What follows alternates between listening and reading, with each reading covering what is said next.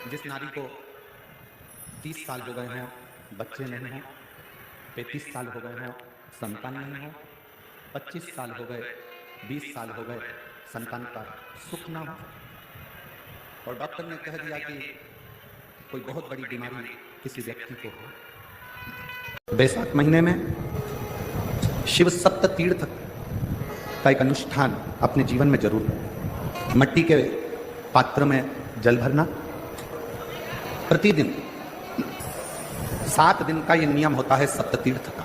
बस विराम जो है उसका प्रदोष के दिन होना चाहिए। और एक बेलपत्र, एक शमी पत्र उस घड़े के नजदीक में कोई पात्र में अवश्य रखें। पात्र को जो मिट्टी के ही दीप से वस्त्र से ढक दें। एक दिन एक शिवालय में जाएं, शमी पत्र अशोक सुंदरी वाली जगह पर समर्पित करें।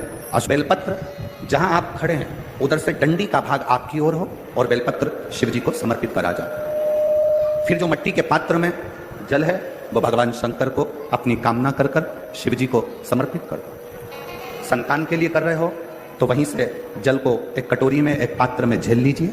उस जल का आधा भाग नंदी के पास बैठकर आप ग्रहण कर लो, आधा भाग अपने पति को देना प्रारंभ कर दो। कोई रोग के लिए कर रहे हो, किसी बीमारी के लिए कर रहे हो तो वो जल आप अपने घर की देहली में प्रवेश करने के पहले अपने मुख में उसको ग्रहण कर लो।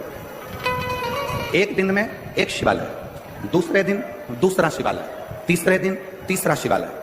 यदि अपने गांव में, अपने नगर में, अपने क्षेत्र में 7 शंकर के शिवालय नहीं हो तो मिट्टी का शिवलिंग बनाकर उस पे चढ़ा, पर रोज एक शिवालय अलग होना चाहिए। प्रतिदिन प्रदोष के दिन जब आप इस सप्त तीर्थ का विराम करेंगे उस समय पर जल, जब प्रदोष काल आए, प्रदोष काल का जब समय हो जल चढ़ाओ सुबह, पर प्रदोष काल का जब समय हो उस जल का पान उस प्रदोष काल में कर लेना। प्रदोष काल में उस जल को शंकर का पंचाक्षर मंत्र नमः शिवाय, षडाक्षर मंत्र ओम नमः शिवाय या श्री शिवाय नमस्तुभ्यम बोलकर प्रदोष काल में उस जल का पान करें। बाबा को प्रार्थना करें, शिव से विनय करें। यह नियम केवल बैसाख के महीने में होता है, इसको बाकी के महीने में नहीं किया जाता है।